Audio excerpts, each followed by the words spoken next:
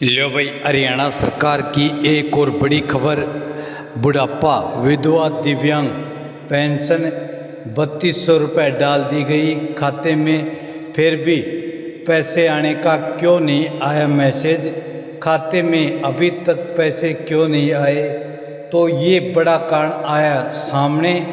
बुढ़ापा 3200, विधवा 3200, दिव्यांग 3200 समेत सारी सामाजिक पेंशन डाल दी मुख्यमंत्री जी ने 10 तारीख को सुबह ही। तो सारे बाण और भाइया ने, काकेता उताइया ने, मर्द बीर और लुगैया ने आपके अपने राज की हाथ जोड़कर राम राम।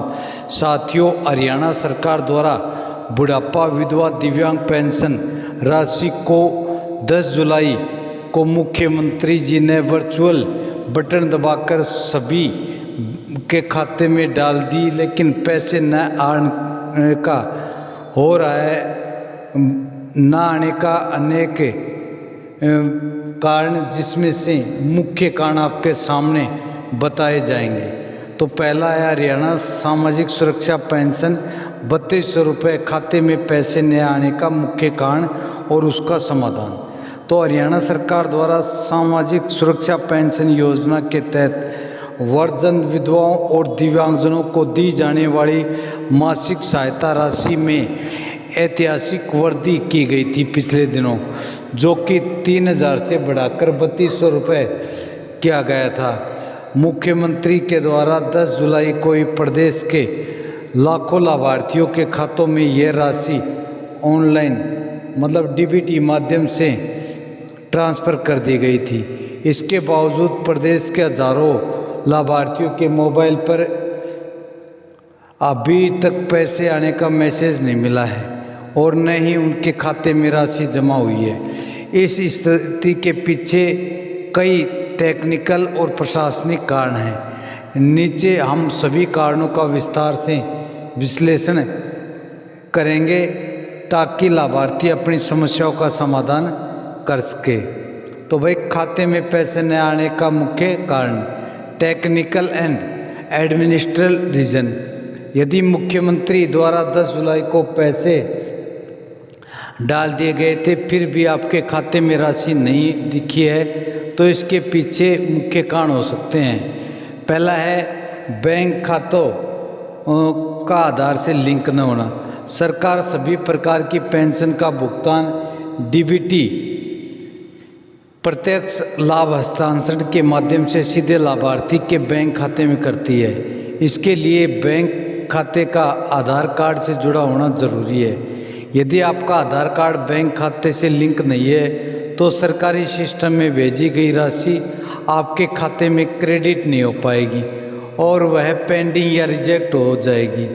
दूसरा है डीबीटी और एनपीसीआई मैपिंग। एनपीसीआई मैपिंग की समस्या सिर्फ आधार लिंक होना ही काफ़ी नहीं है, बल्कि आपके बैंक खाते का NPCI national payment corporation of India portal पर मैप होना भी ज़रूरी है। कई बार लाभार्थियों को एक से अधिक बैंक खाते होते हैं, जिसमें सिस्टम असमंजस में रहता है कि पैसा किस खाते में भेजा जाएगा।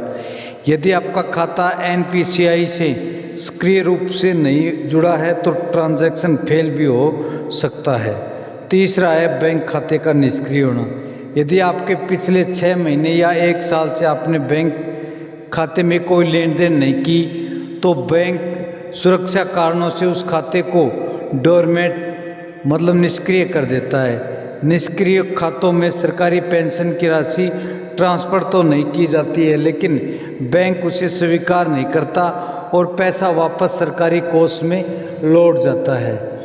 चौथा है PPP परिवार पहचान पत्र में डेटा मिसमैच। हरियाणा में अब सभी सरकारी योजनाओं को परिवार पहचान पत्र से जोड़ दिया गया है। यदि आपकी फैमिली आईडी में आपका नाम, आयु, बैंक खाता संख्या या IMFC कोड गलत दर्ज है या वह आपके बैंक रिकॉर्ड से मेल नहीं खाता, तो आपकी पेंशन अस्थायी रूप से रोक दी जाती है। बैंक सर्वर पर अत्यधिक लोड और तकनीकी देरी, सबसे बड़ा कारण यही है। 10 जुलाई को मुख्यमंत्री द्वारा एक साथ लाखों लाभार्थियों के खातों में करोड़ों रुपए की राशि ट्रांसफ़र की गई थी।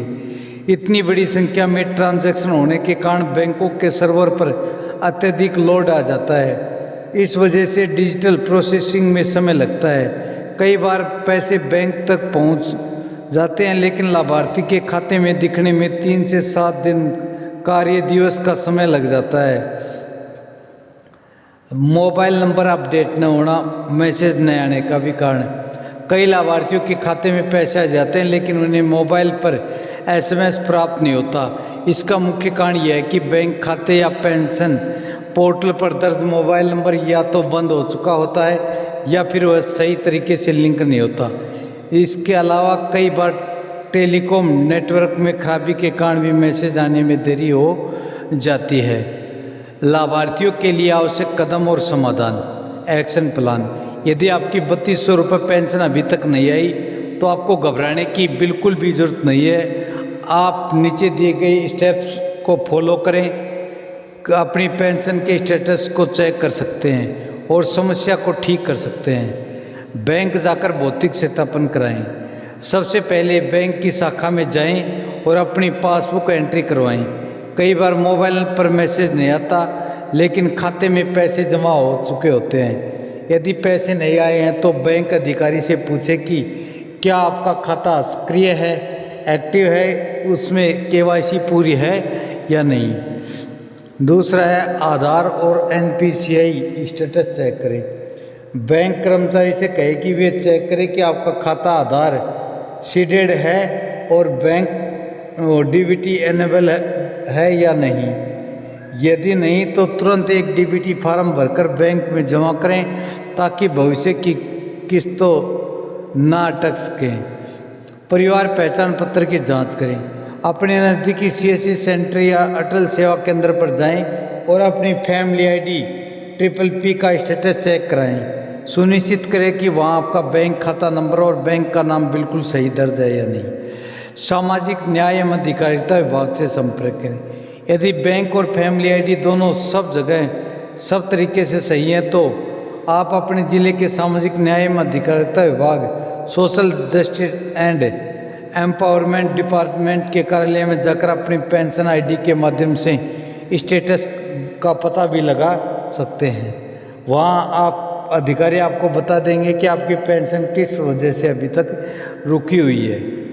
हरियाणा सरकार द्वारा बुढ़ापा, विधवा और दिव्यांग के साथ अविवाहित, कुंवारा और पेंशन को 3200 रुपये करके बुजुर्ग और आश्रितों को एक बड़ी राहत दी।